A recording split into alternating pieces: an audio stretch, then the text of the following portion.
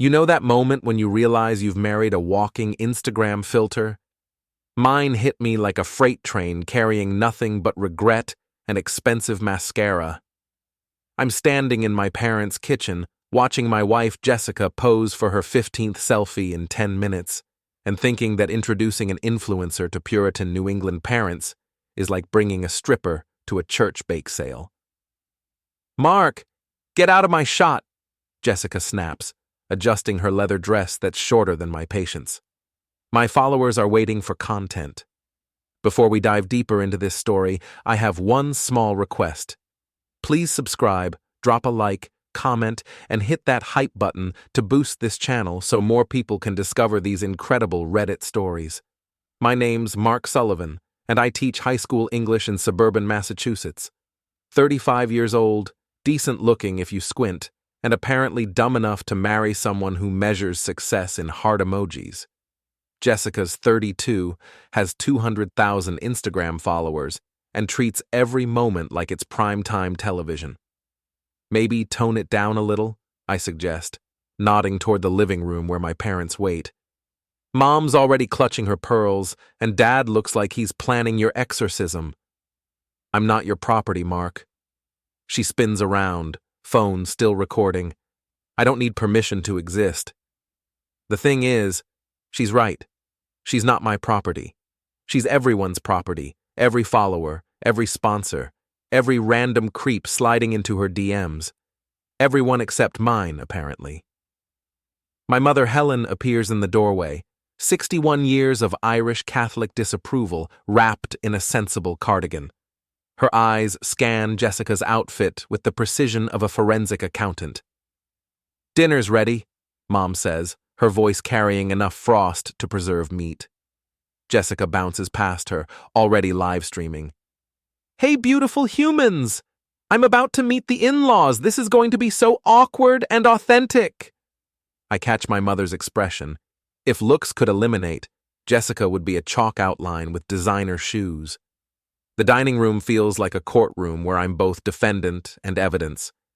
Dad, Tom Sullivan, 63, retired postal worker with opinions stronger than his coffee, sits at the head of our old oak table. Mom's laid out her good china, the stuff that survived the Depression and 3 generations of family drama. Jessica plops down and immediately starts arranging her phone for the perfect angle. The lighting in here is so vintage, very American Gothic meets suburban nightmare. "We prefer to call it home," Dad says quietly. "Oh, I didn't mean anything bad." Jessica laughs, that tinkling sound she makes when she's about to say something worse. "It's just so traditional, like a museum." She's live streaming our family dinner, actually broadcasting my parents' discomfort to her army of followers. The comments are rolling in. I can see them reflected in her eyes as she reads and responds while Mom passes the pot roast. "Ooh, someone's asking about the food." Jessica holds up a forkful of Mom's famous roast. "It's very brown. Very meat and potatoes. Definitely not keto-friendly, but when in Rome, right?" Mom's jaw tightens. She spent 3 hours on this meal. "So Jessica," Dad says, cutting his meat with surgical precision, "Mark tells us you work in social media." "I'm an influencer," she beams like she just announced she'd cured cancer. "I inspire women to live their best lives. Wellness, fitness, authenticity, that's my brand." "Authenticity," Mom repeats, watching Jessica pose with her dinner. How interesting. The conversation limps along like a 3-legged dog. Jessica dominates every topic, turning each question into content for her stream. She critiques Mom's decor, so maximalist, comments on Dad's adorable work stories, and somehow makes their 40-year marriage sound like a cautionary tale. "Mark's told me so much about you both," Jessica gushes, zooming in on my parents' wedding photo on the mantel. 40 years together, that's like forever in today's world. Most people get bored after a few years, you know? I feel something crack inside my chest. Maybe it's my heart. Maybe it's just my patience finally snapping. Some people value commitment, I say. Oh, totally. But people change, right? You have to grow as individuals. Sometimes that means growing apart. She's still filming, catching my parents' increasingly horrified expressions. That's just being honest about relationships. After dinner, Dad pulls me aside in his study. The room smells like old books and disappointment. Son, he says, not looking at me, you can't build a future with someone who treats your family like a stage prop. She's just enthusiastic about her work. She's performing, Mark. The question is, what happens when the cameras turn off? I want to defend her. I want to explain that she's different when we're alone, that she's building something meaningful, that I'm not the idiot I appear to be. But the words stick in my throat like peanut butter. When we get home, Jessica's already editing her dinner footage. She's added music, filters, and sarcastic captions that turn my family into comedy relief. This is going to get so many views, she squeals, hitting publish. Your mom's face when I mentioned the divorce statistics, priceless.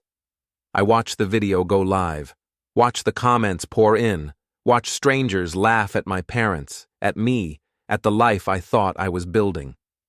Maybe don't post stuff about my family without asking, I suggest. It's my content, Mark. My followers love authenticity. She's already moving on to her skincare routine, setting up ring lights in our bathroom. Besides, they were being kind of judgmental. This is 2023, not 1953. My phone buzzes. Text messages from friends, colleagues, people I barely know. They've all seen the video. They're all watching my humiliation in real time. The final shot of her video shows my mother in the background, looking tired and hurt, with the caption, "When your mother-in-law thinks it's still the 1950s, der awkward or generation gap, living my truth." That's when I know. This isn't a marriage, it's a performance, and I'm just another prop. 3 weeks later, I'm grading papers in our kitchen when my phone explodes with notifications. Not the good kind. The kind that makes your stomach drop and your hands shake. My friend Eddie Martinez has forwarded me a screenshot. Eddie's 36, works in IT, and has the social media instincts of a bloodhound. The image shows Jessica at her gym, doing some yoga pose while her trainer Bryan spots her. Bryan's hands are, let's call them, professionally inappropriate. "Dude," Eddie's text reads, "you seeing this shit?" I'm seeing it now. The trainer, Bryan Walsh, 34, looks like he was carved from protein powder and bad decisions.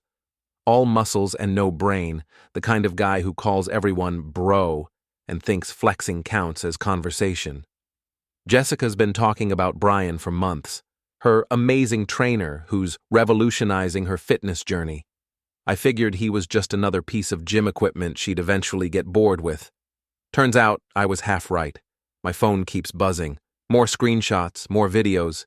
Jessica and Bryan at the gym juice bar. Jessica and Bryan at some fitness expo. Jessica and Bryan looking very untrainer-like in the gym parking lot. Then comes the message that stops my heart. It's from Trina Walsh. Yes, Walsh, as in Bryan's ex-wife. 30 years old, bleached blonde, loves drama more than oxygen. She and Jessica became besties about 6 months ago, bonding over their shared love of attention and expensive workout clothes. "Hey, Mark. So sorry. Meant to send this to Jess, but clicked the wrong chat. Bryan says she's the best he's ever had. Better than me, even. LOL. Delete this, please." Oops. Wrong chat. Sure, Trina, and I'm the Queen of England. I sit there staring at my phone, watching my marriage disintegrate in real time. The screenshots keep coming. Other people have noticed too. Jessica's gym selfies suddenly make sense.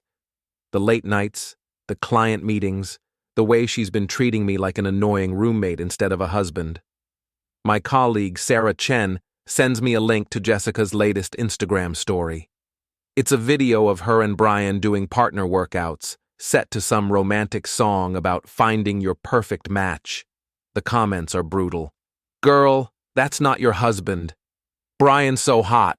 Lucky trainer. Does Mark know about this? This is awkward." Apparently, Everyone knows except me. I'm the last person to find out my wife is cheating, which makes me either the most trusting husband in Massachusetts or the biggest idiot. I'm leaning toward idiot. Jessica comes home at 11 p.m., glowing with post-workout endorphins and guilt she's too narcissistic to recognize. "How was the gym?" I ask, not looking up from my papers. "Amazing. Bryan's teaching me these new techniques. He says I have incredible flexibility." I bet he does. She's already setting up her phone to film her post-workout routine. Ring light, perfect angle, fake casual pose that took 20 minutes to achieve. "Hey, beautiful humans," she chirps at the camera. "Just finished the most incredible training session with my amazing trainer Bryan. He's teaching me so much about my body and what I'm capable of." The double entendres are so thick you could cut them with a knife. She's practically broadcasting her affair to 200,000 followers, and they're eating it up. My phone buzzes again. This time it's a screenshot of text messages between Jessica and Bryan. Someone, probably Trina stirring the pot, has leaked their private conversation. Bryan: "Can't wait to see you tomorrow. Wear the black sports bra." Jessica: "Mark's working late again, we'll have plenty of time." Bryan: "Your husband has no idea what he's missing." Jessica: "Mark's sweet but so boring. You make me feel alive." Bryan: "Leave him. We could be amazing together." Jessica: "Not yet. I need to build my brand first. The divorce will be great content." The divorce will be great content. I read that line 5 times before it sinks in. She's not just cheating. She's planning to monetize our marriage's destruction. Turn our divorce into a social media event, complete with sponsored posts and affiliate links. My hands are shaking now. Not from sadness, from rage. Pure, cold, calculating rage. Jessica finishes her video and bounces over to me, still high on attention and endorphins. "You're so quiet tonight," she says, not really caring about the answer. "Everything okay?" "Fine," I lie. "Just tired." "You should come to the gym with me sometime. Bryan could train you too. Though you'd have to really commit. He doesn't work with people who aren't serious about transformation." Transformation. That's exactly what I'm thinking about. She goes to bed around midnight, immediately falling asleep with the confidence of someone who thinks they're untouchable. I lie awake staring at the ceiling, my mind racing. Everyone knows. My colleagues, my friends, random strangers on the internet. They all know my wife is cheating on me with her trainer. They're watching it happen in real time, commenting and sharing and turning my humiliation into entertainment. My phone buzzes one more time. It's my mother. "Mark, honey, I saw some things online tonight. I'm so sorry. Call me when you can." My mother, 61 years old, barely understands Instagram, has somehow seen evidence of my wife's affair. The woman who thought Jessica's dinner video was scandalous has now witnessed her son's public humiliation. That's when something inside me breaks. Not breaks like shatters. Breaks like a dam bursting. All the rage, all the humiliation, all the months of being treated like a supporting character in my own life come flooding out. If Jessica wants to play games, I'll play games. If she wants to turn our marriage into content, I'll give her content. If she thinks she can humiliate me publicly and walk away unscathed, she's about to learn why you should never underestimate a high school English teacher with a grudge and way too much free time. The night she burned started with a single screenshot, but it's going to end with so much more. You know what they say about revenge being a dish best served cold? They're wrong. Revenge is best served publicly, with multiple cameras rolling and a social media audience hungry for drama. I spend the next morning doing research, not grading papers, not planning lessons, researching my wife and her muscle-bound boyfriend like I'm writing a dissertation on modern infidelity. Bryan Walsh, personal trainer at Elite Fitness, divorced from Trina 2 years ago. His Instagram is exactly what you'd expect. Shirtless mirror selfies, motivational quotes about grinding, and videos of him lifting weights while making faces like he's passing kidney stones. He's also broke. His car's been repossessed twice, he's behind on child support, and he's been sleeping on gym couches between clients. Real catch, Jessica. But here's the interesting part. Bryan's been documenting his affair with Jessica almost as much as she has. Stories about his special client, photos of expensive dinners he can't afford, cryptic posts about taking what you want. These two idiots have created a digital paper trail of their entire relationship. Every text, every photo, every stupid video is preserved forever in the cloud. It's like they wanted to get caught. My phone rings. It's Eddie. Dude, you okay? The whole internet's talking about your wife and Captain Protein Powder. I'm fantastic, I say, and I mean it. Never been better. That's concerning. Just a high school English teacher with a new curriculum in mind. I hang up and get to work. First step, financial warfare. Jessica's been living off my teacher's salary while building her brand. Her credit cards, her car payment, her gym membership, all tied to my accounts. With a few clicks, I freeze everything. Her cards get declined at her morning coffee run. She calls me furious. Mark, my card isn't working. That's weird, I say, grading papers with newfound enthusiasm. Maybe call the bank? I'm supposed to meet Bryan for lunch. This is so embarrassing. I'm sure he'll understand. He seems like a real gentleman. She hangs up, probably to borrow money from Trina or figure out another way to fund her affair. I don't care. I'm just getting started. Next, I create a fake Instagram account, our fitness fact checker. My profile picture is a generic gym logo. My bio reads, exposing fitness industry lies and fake relationships. Within an hour, I have 50 followers. People love drama. I start small. A comment on Bryan's latest shirtless selfie. Isn't this the guy who got fired from 2 gyms for inappropriate client relationships? It's not true, but it doesn't need to be. Social media runs on suspicion and gossip. Within minutes, other people are commenting, asking questions, sharing rumors. Bryan deletes the comment, but screenshots live forever. Someone's already reposted it to a fitness gossip forum. Jessica comes home that afternoon in full crisis mode. Her cards are still frozen, her lunch date was ruined, and apparently someone's spreading lies about Bryan online. It's like someone's targeting us, she says, pacing around our living room while setting up her ring light.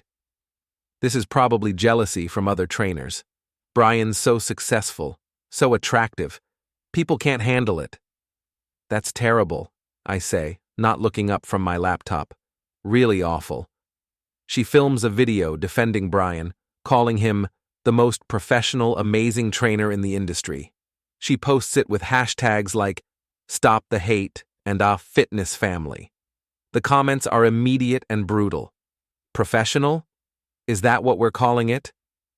Girl, everyone knows what's going on. Your husband deserves better. This is so cringe. Jessica deletes the video within an hour, but not before I save multiple copies. That evening, I get a visit from Rosa Martinez, Eddie's cousin, 28, fitness influencer with 50,000 followers and a personal vendetta against Jessica. I heard you might need some help, Rosa says, settling into our kitchen with the confidence of someone who's about to enjoy herself immensely. What kind of help? The kind that ruins your cheating wife's career and exposes her boyfriend for the broke loser he is. Rosa's been watching Jessica's rise in the fitness influencer world with growing irritation. Jessica stole several of Rosa's brand partnerships, copied her content ideas, and once tried to get Rosa banned from a fitness expo over some manufactured drama. She thinks she's untouchable, Rosa continues. But I know things. About her, about Bryan, about their whole fake fitness empire. What kind of things? Rosa pulls out her phone and shows me photos that make me freeze. Jessica and Bryan at a hotel. Jessica and Bryan at restaurants I can't afford. Jessica and Bryan shopping with money that came from my bank account. I've been documenting everything for months, Rosa says, waiting for the right moment to strike. Why help me? Because she destroyed my brand partnerships, stole my content, and tried to ruin my reputation, and because Bryan owes me $3,000 from when we dated last year. Perfect. My enemy's enemy is my best friend. We spend the next 2 hours planning Jessica's professional destruction with the precision of military strategists. Rosa has inside information about Jessica's sponsors, her upcoming brand deals, her weaknesses and insecurities. Her biggest sponsor is Fit Life Supplements, Rosa explains. They're super conservative, family values type company. If they knew she was cheating on her husband and flaunting it online, they'd drop her immediately. Faster than Bryan drops his weights when he thinks someone's watching. We craft our strategy carefully. No lies, no illegal activity, just strategic truth-telling with perfect timing. Jessica comes home late again, glowing with post-workout satisfaction and completely oblivious to the storm brewing around her. How was training? I ask. Incredible. Bryan's teaching me some new positions. Exercises, new exercises. She's not even trying to hide it anymore. The affair has made her bold, careless. She thinks she's untouchable because her followers love the drama. That's great, honey. Really great. She goes to bed early, exhausted from her workout. I stay up until 3 a.m., putting the finishing touches on my masterpiece. Tomorrow, Jessica Sullivan, though not for much longer, is going to learn what happens when you treat your husband like a supporting character in your own personal soap opera. The villain has awakened, and he's got lesson plans. The gym at 7 a.m. is like a church for people who worship themselves.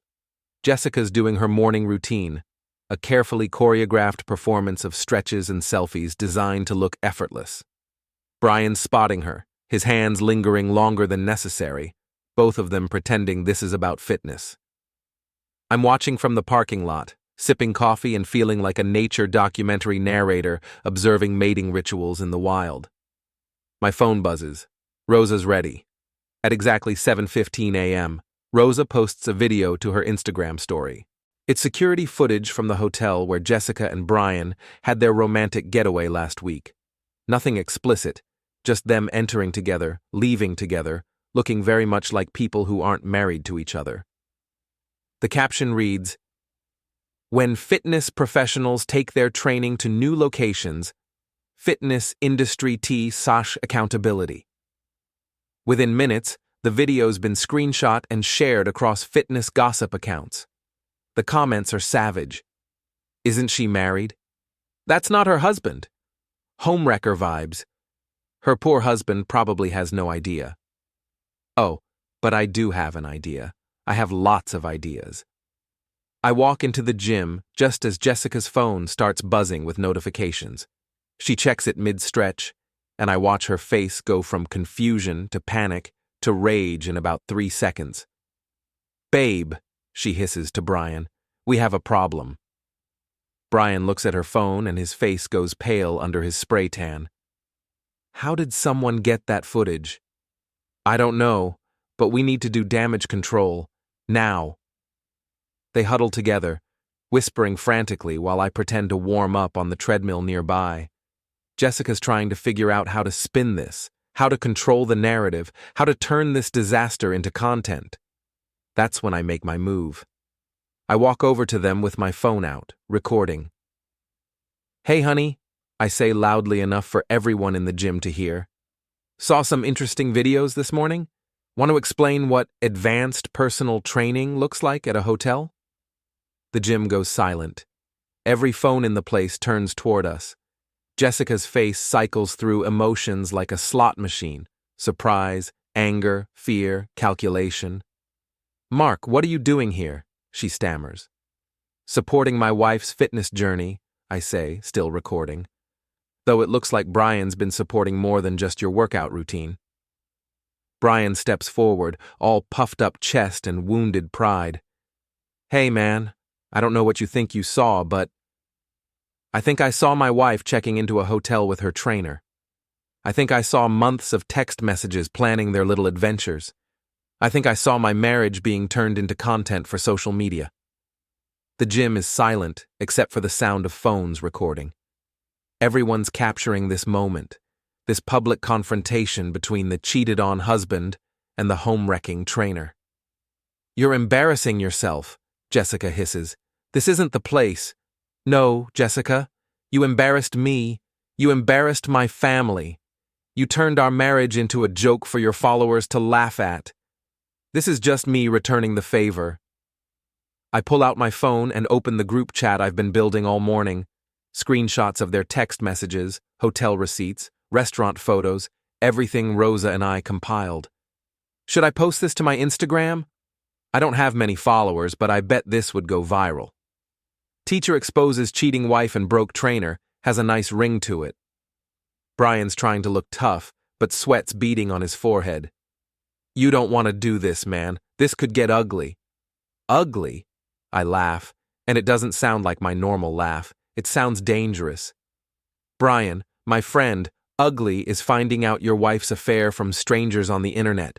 Ugly is having your mother call you crying because she saw videos of your wife mocking your family. This is beautiful." Jessica grabs my arm. "Mark, please, we can talk about this at home, privately." "Privacy? You gave up privacy when you live-streamed our dinner. You gave up privacy when you posted videos calling me boring. You gave up privacy when you turned our marriage into content." I shake her off and address the crowd of gym members, all recording, all watching this train wreck in real time. "Ladies and gentlemen, I present to you Jessica Sullivan, fitness influencer and professional cheater, and Bryan Walsh, personal trainer and professional homewrecker. They've been documenting their affair for months, spending my money on their dates, and planning to turn our divorce into social media content." The crowd murmurs. Phones keep recording. This is going to be all over social media within minutes. "You're crazy," Jessica says, but her voice is shaking. "You're having some kind of breakdown." "I'm having a breakthrough," I correct her. "I'm finally seeing clearly." Bryan makes one last attempt at intimidation. "Look, Mark, I get that you're upset, but..." "Upset?" I turn to him with a smile that makes him step back. "Bryan, I'm not upset. I'm liberated. See, I thought I was married to someone who loved me. Turns out I was just funding someone's lifestyle while she auditioned for her next relationship. That's not upsetting. That's educational." I start walking toward the exit, then turn back. "Oh, and Bryan, you might want to find a new gym. I hear this one's about to lose some members." As I leave, I can hear Jessica frantically trying to control the damage, telling people this is all a misunderstanding, that I'm having mental health issues, that the videos are taken out of context. But it's too late. The footage is already spreading. Multiple angles, multiple phones, multiple perspectives on the same beautiful disaster. By the time I get to my car, Rosa's texting me updates. Videos already on 3 gossip accounts. Someone posted it to TikTok, 10K views in 5 minutes. FitLife Supplements just called Jessica asking for an explanation. Bryan's ex-wife Trina is sharing everything to her story. I drive to school with a smile on my face. For the first time in months, I feel like myself again.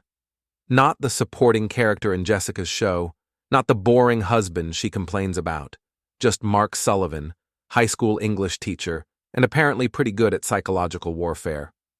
My first period students notice immediately. "Mr. Sullivan, you seem different today," says Emma, one of my AP seniors. "Different how?" "I don't know. Happier? Like scary happy." "Just having a good day, Emma.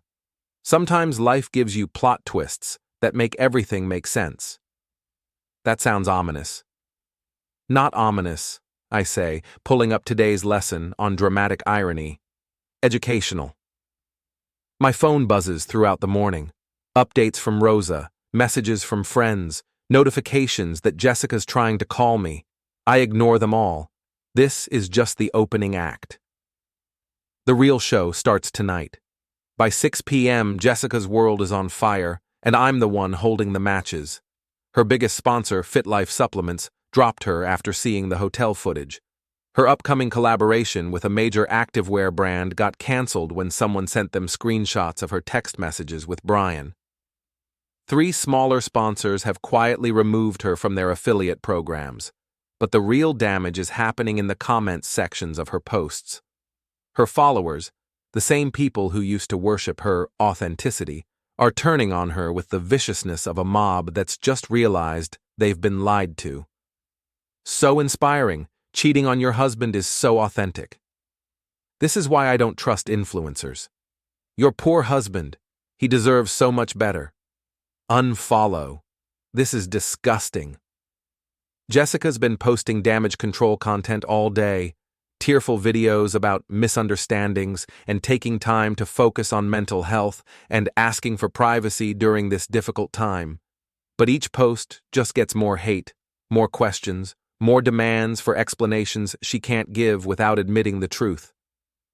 I'm at home, grading papers and watching her career implode in real time when she finally comes through the door at 8 p.m.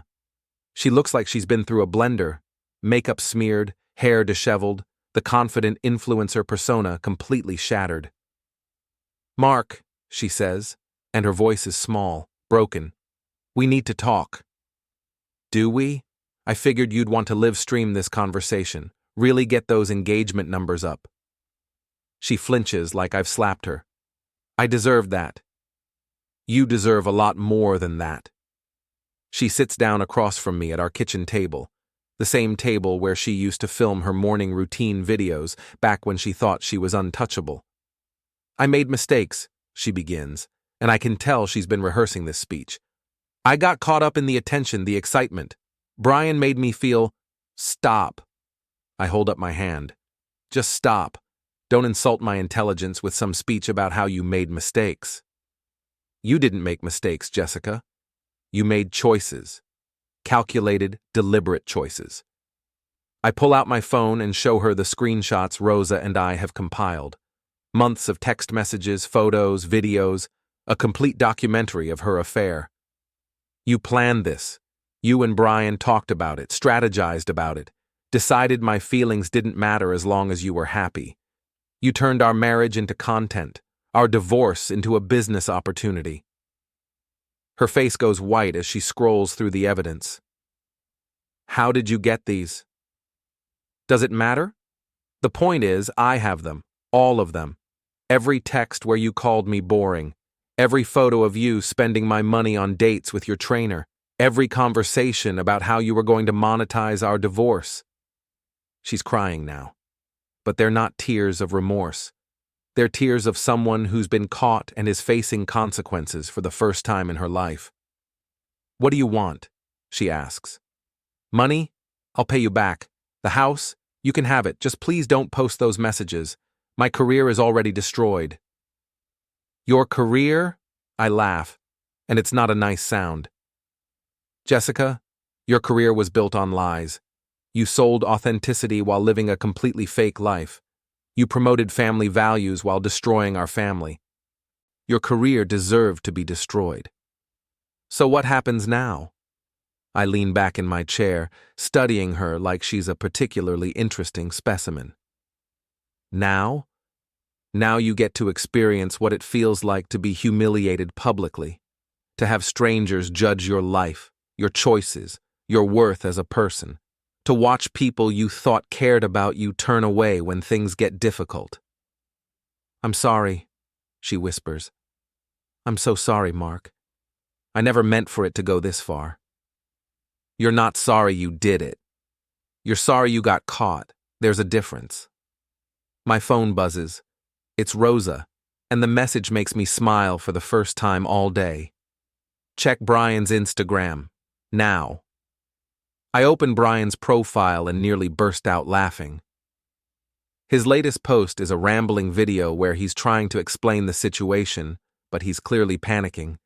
He's sweating, stumbling over his words, trying to claim that he and Jessica were just friends, that the hotel footage is taken out of context, that he never meant to hurt anyone. The comments are even better than Jessica's. "Dude, just admit you're a homewrecker." This is so pathetic. Real men don't steal other people's wives. You look guilty as hell. But the best part is the last 30 seconds of his video, where he accidentally reveals that he's been staying at the gym because he can't afford rent, that his car got repossessed last week, and that he owes money to several people who are starting to get impatient. Bryan Walsh, the man Jessica thought was worth destroying her marriage for, is broke, homeless, and apparently in debt to some very unfriendly people. I show Jessica the video. She watches in horror as her knight in shining armor reveals himself to be more like a court jester in aluminum foil. He's broke, she whispers. Completely. Has been for months.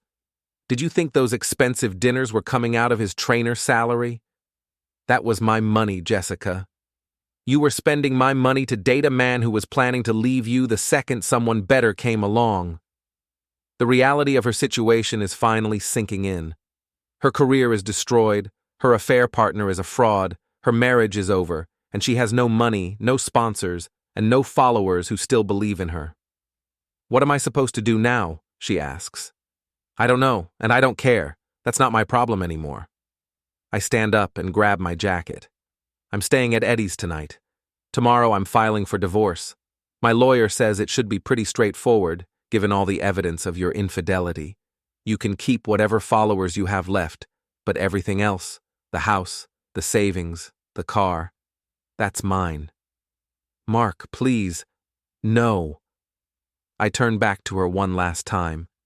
You said I wasn't your property, remember? Well, guess what? You're not mine either. You're nobody's property now, not even your own. I walk out of our house, my house, and get in my car. As I drive away, I can see Jessica through the kitchen window, sitting alone at the table, finally understanding what it feels like to lose everything. My phone is buzzing with messages, but I ignore them all. Tomorrow, I'll deal with the divorce paperwork, the media attention, the aftermath of this beautiful disaster. Tonight, I just want to drive. For the first time in months, I feel free. Not happy. That will come later. But free. Free from pretending to be someone I'm not. Free from funding someone else's fantasy life. Free from being the supporting character in my own story. Jessica wanted authenticity? Well, she just got the most authentic experience of her life. The authentic consequences of authentic choices. As I pull into Eddie's driveway, I get one final text from Rosa. Bryan just posted another video. He's crying. I don't even bother to watch it. Some people deserve your attention. Some people deserve your forgiveness. Some people deserve your love. And some people just deserve to burn.